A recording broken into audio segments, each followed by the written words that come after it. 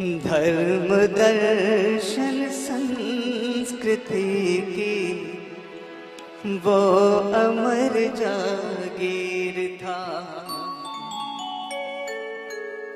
धर्म दर्शन संस्कृति की वो अमर जागीर था।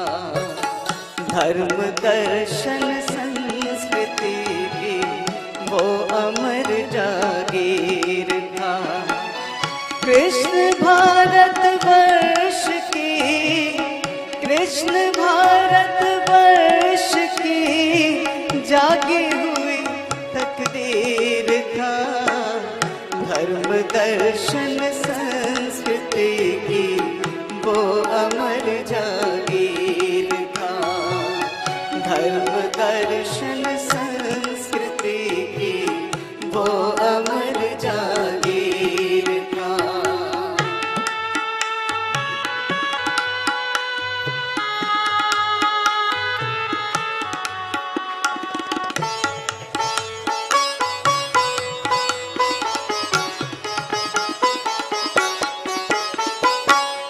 कंस से अन्यायों को दंड देने के लिए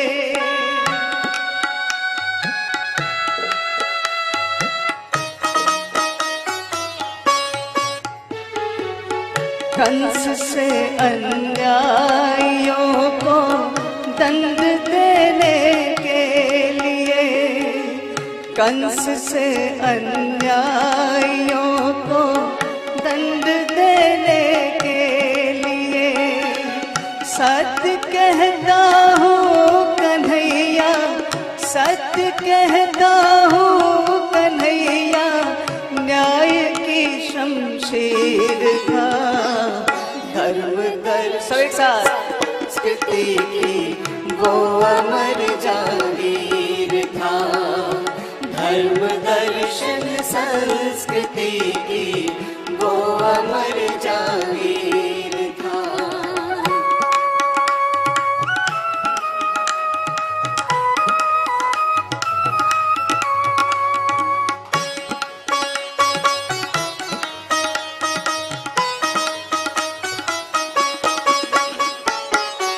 दूरदर्शी था वो इतना, शब्द भी असमर्थ थे।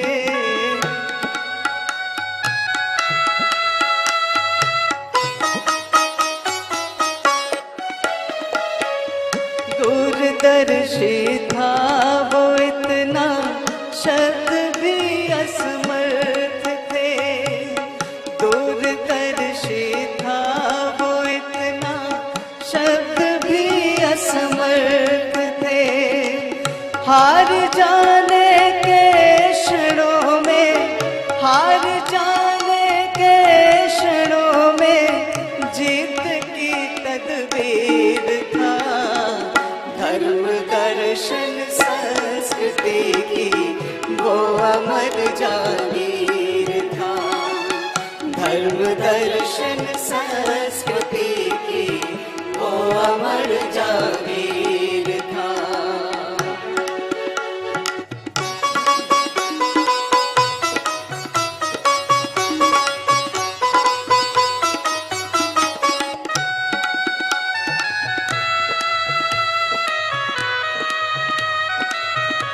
यह कुछ अंतिम पंक्तियां आपके सामने आ रही हैं, जिसके भाव कुछ इस प्रकार है कि बहुत अटखेलियां भगवान श्री कृष्ण ने की होगी, योगीराज श्री कृष्ण ने की होगी, लेकिन उन अटखेलियों को किस तरीके से प्रस्तुत किया जाता है, जो थोड़ा बहुत मतभेद है वो वहां है। क्योंकि जब हम गोपियों की बात करते हैं तो हम साथ में ये भी जानते हैं कि द्रौपदी की लाज किन्होंने बचाई थी। तो जो लाज बचाने वाले हैं वो लाज के साथ कभी खेल नहीं सकते। तो आइए इसी प्रकार की कुछ पंक्तियां आप सभी के साथ। गोपियों के वस्त्र उसने थे चुराए, झूठ है।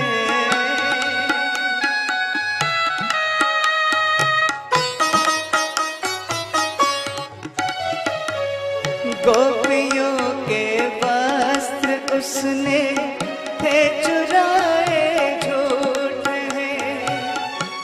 गोपियों के वस्त्र उसने थे चुराए झूठ है। सच कहूँ कान्हा मनीषी, सच कहूँ कान्हा मनीषी, द्रौपदी का चीर था। धर्म दर्शन संस्कृति की वो अमर जागीर था। सब एक साथ। धर्म दर्शन संस्कृति की वो अमर जागीर था। कृष्ण भारत वर्ष की, कृष्ण भारत वर्ष की जागी हुई तकदीर था। धर्म दर्शन संस्कृति की वो अमर जागीर था। धर्म दर्शन संस्कृति की वो अमर जागीर था। धर्म दर्शन संस्कृति की वो अमर जागीर था। बोली योगेश्वर श्री कृष्ण महाराज की। जय। तो देखिए, जो चरित्र हमारे सबके सामने उदाहरण है उस महापुरुष का, जिन्होंने अपने जीवन में उस योग को हासिल किया है जहां पर मान अपमान, जो एक सम स्थिति जो आ जाती है अपने जीवन पर, वो सभी इंद्रियों पर काबू करके योग धारण करके, कि श्री कृष्ण जी ने जब महाभारत का एक ऐसा वहां पर सीन था जिसमें कि अभिमन्यु, वीर अभिमन्यु को उस चक्रव्यूह में जब कौरवों ने धोखे से पकड़ करके उसको मारा था, और उस समय जो सुभद्रा और की जो मनस्थिति थी, हालांकि श्री कृष्ण के वो भांजे थे अभिमन्यु, मगर उस परिस्थिति में उन सभी को समझा करके कि देखिए, ये जो मान अपमान या जिस भी मनुष्य ने जन्म लिया है उसे एक ना एक दिन इस काया को त्यागना है, और तुम बहुत भाग्यशाली हो कि वो अभिमन्यु वीर गति को प्राप्त हुआ है, वो एक क्षत्रिय का धर्म उसने निभाया है। तो वो समझाते हुए इस बात को, तो आइए अगले गीत में कुछ ऐसे ही भाव व्यक्त किए गए हैं कि जो परोपकार करते हुए चलते हैं। हमारे इस प्रकृति में ईश्वर ने भी हमें कई ऐसे एग्जाम्पल्स दिए हैं, जैसे नदी हमें जल देती है मगर अपना जल कभी पीती नहीं, वृक्ष हमें फल देते हैं, तो उसी प्रकार के कुछ उदाहरण इस गीत में दिए गए हैं। आइए हम इस गीत को ध्यानपूर्वक सुनेंगे।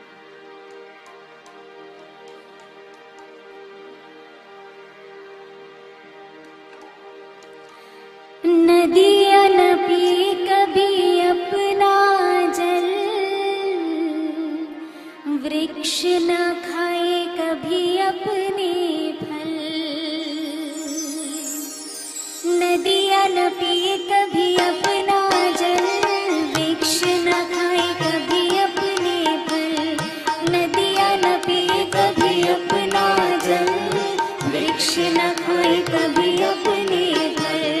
अपने तन का मन का धन का दूजों को दे जो दान रे, वो सच्चा इंसान रे, इस धरती का भगवान रे। नदियाँ न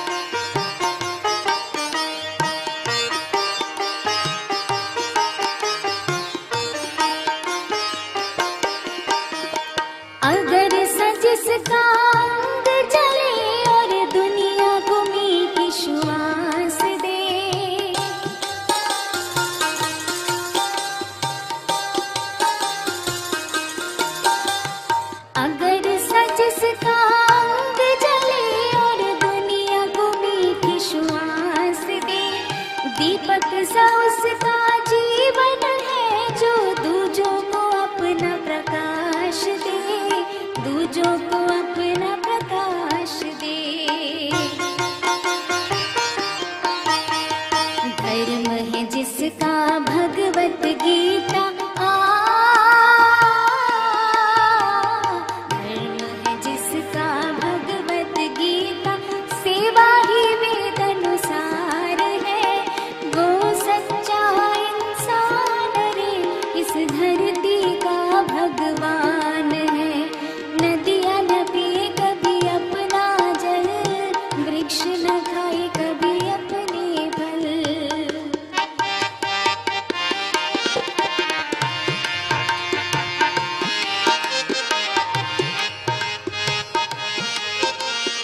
तो हमारे सामने एक और उदाहरण ऐसे है, महर्षि देव दयानंद सरस्वती जी।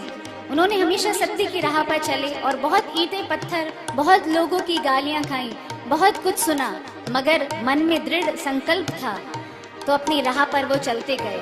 तो इन्हीं कुछ प्रकार की पंक्तियां अगली पंक्तियों में व्यक्त हैं।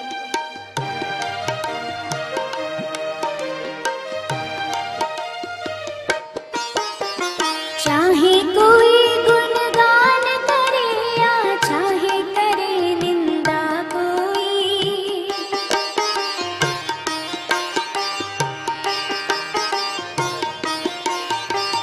चाहे कोई गुणगान करे या चाहे करे निंदा कोई, फूलों से कोई सत्कार करे या कांटे चुभ हो जाए कोई, कांटे चुभ हो जाए कोई।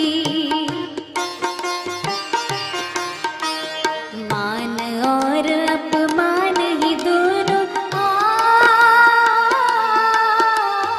मान और अपमान ही दोनों जिसके लिए समान है, वो सच्चा इंसान रे, इस धरती का भगवान है। नदियाँ न पिए कभी अपना जल, वृक्ष न खाए कभी अपने फल। नदियाँ न पिए कभी अपना जल, वृक्ष न खाए कभी अपने फल। अपने तन का मन का धन का दूजों को दे जो दान है, वो सच्चा इंसान रे, इस धरती का भगवान है।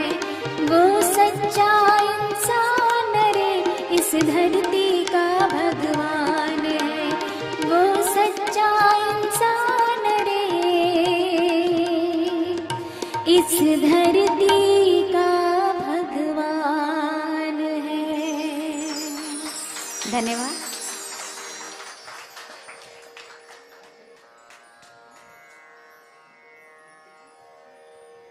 तो आइए अब हम इस कार्यक्रम के अपने अंतिम पड़ाव पे हैं और हम आज इस पावन आर्य समाज में बैठे हैं, और अगर स्वामी दयानंद जी का कोई भजन हम ना गाएं तो ऐसा कैसे हो सकता है। तो ये एक बहुत ही प्रचलित भजन है जो कि स्वर्गीय पंडित श्री सत्यपाल पथिक जी का लिखा गया भजन है। और इस भजन के जो भाव हैं वो तो आप अभी इस बारे में हम अभी बात करेंगे ही। जो एक शास्त्रार्थ हुआ था जिसके अंदर स्वामी दयानंद जी जब बात हुई कि काशी में एक मंदिर है जहाँ पे कि उसके बारे में धारणा ये हो गई थी कि जो उस मंदिर में माथा टेकने आता है उनकी सारी की सारी मनोकामनाएं पूर्ण हो जाती हैं। तो इस तरह की धारणाएं जब वहाँ बनने लगी थी तो स्वामी जी ने कहा कि मैं वहाँ जाऊंगा और इस अंधविश्वास के लिए मैं वहाँ के पंडितों के साथ में शास्त्रार्थ करके आऊंगा। तो कई अनुयायी थे स्वामी जी के जिन्होंने कहा कि स्वामी जी आप वहाँ मत जाइए क्योंकि वो तो पंडितों का गढ़ है, वहाँ पे केवल बातें ही नहीं होंगी, वहाँ पे आपकी जान को भी खतरा हो सकता है। तो स्वामी जी ने कहा जिसके साथ सत्य है उसकी जान को खतरा कैसे हो सकता है, क्योंकि जो स्वयं ईश्वर है वो उसके साथ है। और जब स्वामी जी वहाँ गए थे तो 2 से 3 दिन में ही शास्त्रार्थ। मैं आप सभी से अनुरोध करूंगा कि इस हलचल को थोड़ी देर के लिए हम अभी बंद कर दें, हम एकदम अंतिम पड़ाव पे ही हैं।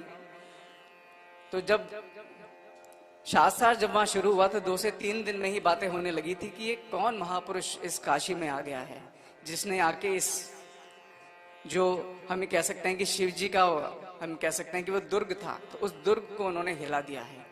तो इसी तरह की पंक्तियां हैं और इसमें उन सभी के नाम हैं जिनके साथ में स्वामी दयानंद जी का वहां पे बात हुई थी, जिनके साथ में उन्होंने साक्षात्कार किया था। तो यहाँ खास बात यह भी है कि कितना रिसर्च पूज्य पंडित जी ने किया होगा, सत्यपाल पथिक जी ने किया होगा, और उसके बाद इस भजन को उन्होंने लिखा होगा। तो आप सभी का ध्यान इनकी पंक्तियों पे भी चाहूंगा, और मैं ये भी चाहूंगा कि अंतिम भजन है, हम यहाँ सब जब बाहर जाएं तो पूरी एनर्जी के साथ हम जाएं और कुछ अच्छे विचारों को लेके जाएं। तो आइए, इस भजन को गाने की कुछ कंडीशंस भी हैं, उन कंडीशंस के बारे में हम बात करेंगे कुछ पंक्तियों के बाद। पहले ये जो भजन है इसको हम यहाँ पे शुरुआत करते हैं।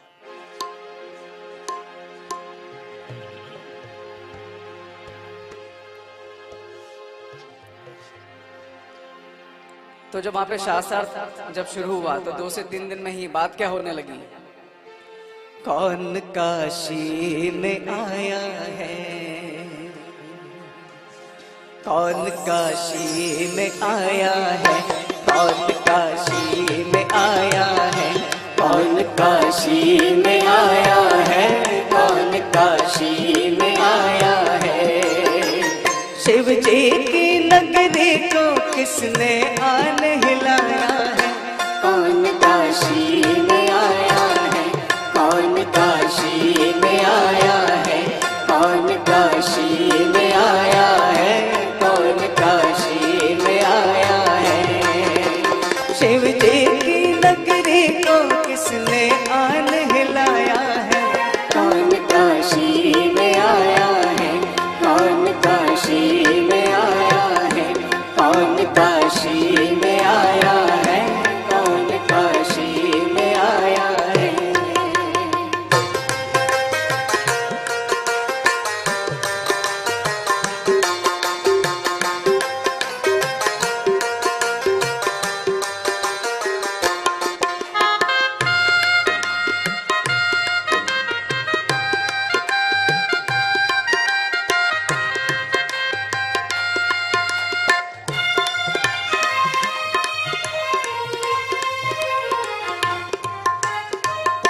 गली बाजार डगर में यही चर्चा घर घर में। अब देखिए, ऐसे गाएंगे तो बिल्कुल मजा नहीं आएगा। तो हम यहाँ पे 2 टीम बनाते हैं, एक टीम ए, ये टीम बी। तो आपने क्या करना है, हर पंक्ति के बाद जैसे मैंने गाया गली बाजार डगर में, तो यहाँ से आवाज आएगी जय हो, ठीक है। और उसके बाद में जो नेक्स्ट पंक्ति होगी यही चर्चा घर घर में, जय हो, ये आवाज यहाँ से आएगी। तो आप कंपटीशन है टीम ए और टीम बी में, एक दूसरे को अच्छे से देख लीजिए कि कौन कौन आप सबके कॉम्पिटिटर हैं। तो आइए अब शुरू करते हैं। गली बाजार डगर में यही चर्चा घर घर में। ये आवाज अभी फीकी है थोड़ी सी। देखिए, ये भजन का कार्यक्रम खत्म नहीं होगा, लंच हो जाएगा अगर जय हो की आवाज ऐसे से नहीं आएगी। तो आइए एक बार फिर से शुरू करते हैं। मेरा भी गला पूरा साथ नहीं दे रहा है आज, तो आप सबकी एनर्जी बहुत जरूरी है। गली बाजार डगर में यही चर्चा घर घर में, छिड़ा संग्राम अनोखा कहो शास्त्रार्थ समर में। धुंध भी बोल रही है, राज कुछ खोल रही है, आसमां गूंज रहा है, यह जमीन डोल रही है। हो किसके आने के कारण भूकंप सा आया है, कौन काशी में आया है, कौन काशी में आया है, कौन काशी में आया है, कौन काशी में आया है।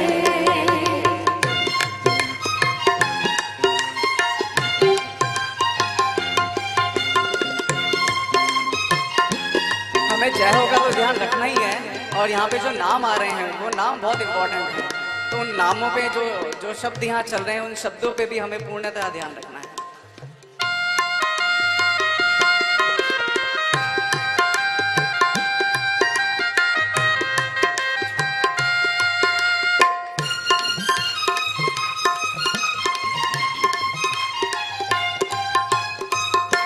ये विशुद्धानंद स्वामी बाल शास्त्री संग्राम में आज क्या बात हुई है, झेलते हैं बदनामी।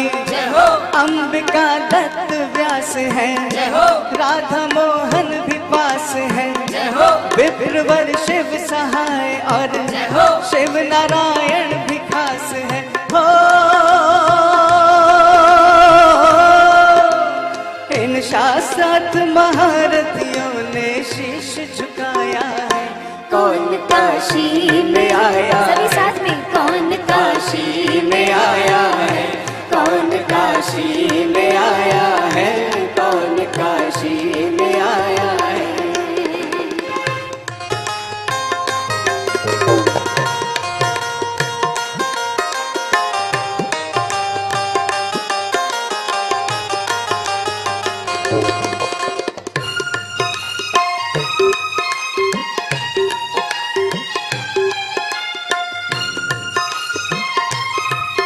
तैयार हो जाइए।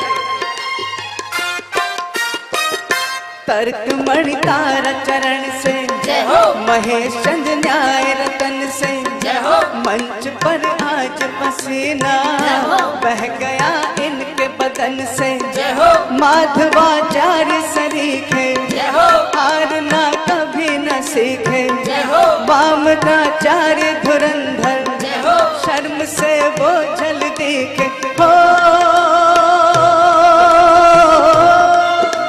सबके मुंह पर मौन का ताला किसने लगाया है।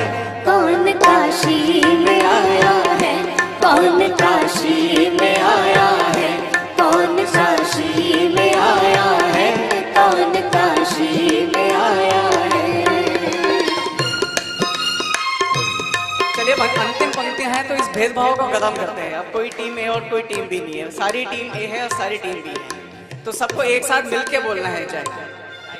और बहुत ही अच्छा अवसर है कि हम 2 साल जो सारे कार्यक्रम हमने वर्चुअल किए हैं, अब बहुत समय बाद हम फिजिकली एक मंच पर बैठ कर के सबके सामने प्रस्तुति दे रहे हैं, तो वो 2 साल की जो पेंडिंग एनर्जी है वो इस आखिरी अंतरे में लगा दीजिए सभी।